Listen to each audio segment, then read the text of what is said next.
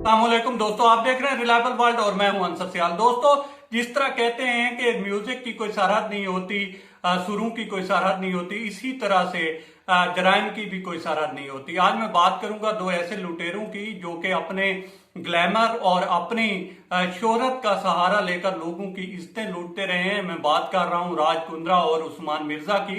एक का ताल्लुक सरहद के उस पार से है और दूसरे का ताल्लुक सरहद के इस पार से है। इन दोनों केसेस से जुड़ी कुछ मालूमात हैं जो मैं आपके सामने रखूंगा और इसके अलावा फिर खास तौर पर मैं उस्मान मिर्जा के हवाले से आपको बताऊंगा कि अभी लेटेस्ट क्या डेवलपमेंट है और उनके साथ जेल में क्या सलूक हो रहा है। इसके साथ साथ आप दोस्त इसको देखकर दंग रह जाएंगे कि किस तरह से जो है राज कुंद्रा फंसे हैं और इस केस के हवाले से काफी चशमकुशा इंकशाफात हुए हैं। जिस तरह से पुलिस ने उस पर काम किया है तो ये भी मैं आपके सामने रखूंगा। लेकिन उससे पहले आप दोस्तों से रिक्वेस्ट है कि इस तरह की स्टोरीज हूँ या इंटरनेशनल मामलात हूँ वो मैं इसी चैनल पे लाता रहता हूँ। आप दोस्त चाहें तो हमारे चैनल को सब्सक्राइब कर सकते हैं और बेल बटन प्रेस कर सकते हैं। दोस्तों, आते हैं आज के इस टॉपिक की तरफ। राज कुंद्रा केस जो है ये काफी अहम है इस इतबार से कि जो लोग खास तौर पर वो लड़कियां जो इस ग्लैमर की दुनिया में जाना चाहती हैं उन के लिए, क्योंकि इसमें हुआ यूं है कि फरवरी को वहां की पुलिस को एक इतला मिली और उस पे पुलिस ने छापे मारने शुरू किए और वहां का इलाका है मलाड और मलाड के इलाका आगे एक छोटा सा इलाका है जहाँ जिसको मड कहते हैं। वहां पे एक बंगले में बताया गया कि यहाँ पे पोर्नोग्राफी की फिल्में शूट होती हैं, इस तरह की नंगी या फैश फिल्में रिकॉर्ड होती हैं। उसमें पुलिस ने पकड़ा 5 लोगों को और उसके बाद फिर तहकीकात का जब दायराकार बढ़ा तो पता चला जी इसमें तो बहुत बड़ा बिजनेस इन्वॉल्व है और बड़े बड़े लोग इसमें इन्वॉल्व हैं, जिसमें एक राज कुंद्रा भी थे। फिर राज कुंद्रा के घर छापा मारा गया और उनको पकड़ा गया। जब उनको पकड़ा गया तो उसी रात को पुलिस ने छापा मारा वहां जो बंगला था मड में उसमें, और वहां से उस वक्त भी जब छापा पड़ा तो वहां पे एक पोर्नोग्राफी की फिल्म शूट हो रही थी। मतलब ये कि पुलिस ने वहां पे रंगे हाथों पकड़ लिया। अब अगर इसका तरीकाकार देखें जो कि काफी हैरान कौन है, वो ये है कि कुछ जो नई एक्ट्रेस या इस तरह की लड़कियां आती थीं जो कि इस ग्लैमर की दुनिया में आना चाहती थीं, तो उनको कहा यह जाता था कि आप से एक दो जो हाफ न्यूड सीन है वो करवाए जाएंगे और उसके बाद आपकी सलाहियत को परखा जाएगा और फिर आपको लिया जाएगा।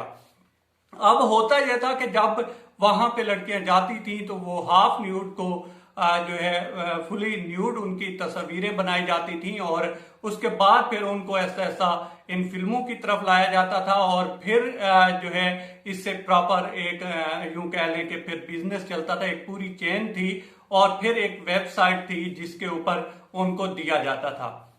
अब आज पेशी भी हुई है इसकी और काफी कुछ फिर शिल्पा शेट्टी ने भी इसके ऊपर ट्वीट भी किया है। फर्स्ट टाइम उन्होंने कि इस तरह के जो है आते रहते हैं वक्त, हम पे पहले भी आए थे और अब भी आया है तो हम इससे निकल जाएंगे। और भी काफी सारे लोगों ने बताया है कि वो किसी ऐप पे काम कर रहे थे और वो तो साफ ज़ाहिर डिनाई करते हैं। लेकिन अगर आप इस तरह से राज कुंद्रा के केस को देखें और फिर उस्मान मिर्जा के केस को देखें, इनका भी एक जो है बंगला था जहां पे इस तरह के काम होते थे, तो दोनों को अगर मिलाएं दोस्तों तो पता ये चलता है कि केसेस दोनों एक तरह के हैं।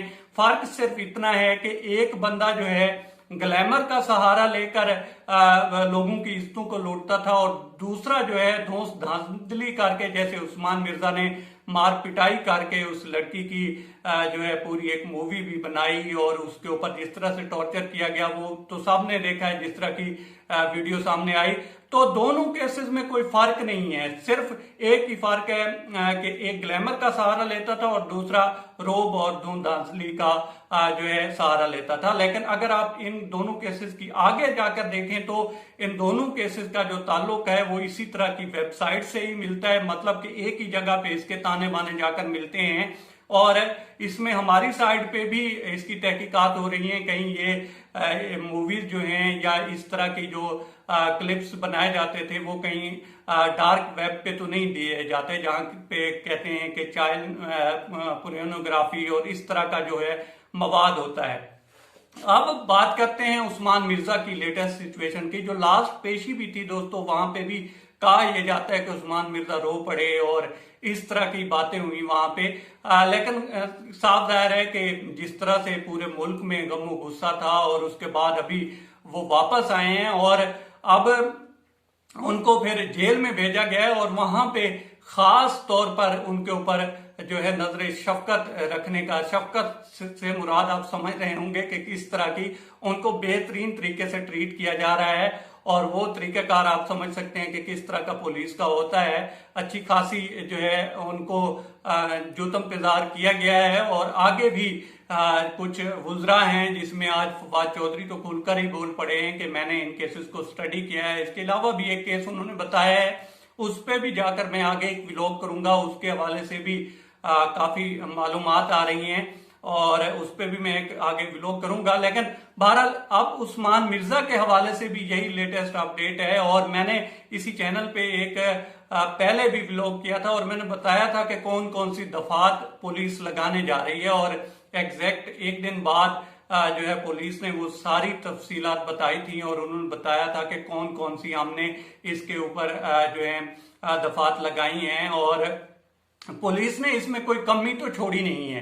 अब अडियाला जेल में जाकर उनके साथ जो खास किस्म की मोहब्बत और रगबत दिखाई जा रही है, ये इसी तरह से जारी रहेगी। और इसकी वजह ये है कि इस केस को जो है स्टडी कर रहे हैं और मॉनिटर कर रहे हैं इमरान खान साहब। अब इनका बचना बहुत मुश्किल है। जहां तक सरहद के उस पार की बात है तो वहां पे अब देखते हैं कि किस तरह से चल रहे हैं, चूंकि वहां पे नित नई मालूमात आ रही हैं और साफ जाहिर है वो भी एक हाई प्रोफाइल केस है और उसमें भी पूरी रियासत मुलविज है। तो केसेस दोनों एक तरह के हैं। अब अंजाम देखते हैं कि दोनों तरफ से किस तरह का आता है, दोनों मुल्जिमों का किस तरह का आता है। अब तक इतना ही दोस्तों। आप दोस्तों से रिक्वेस्ट है कि आप हमारे चैनल का विजिट करें और अगर आपको हमारे चैनल का कंटेंट पसंद आए तो इसे सब्सक्राइब करें। तामुल के लिए शुक्रिया दोस्तों।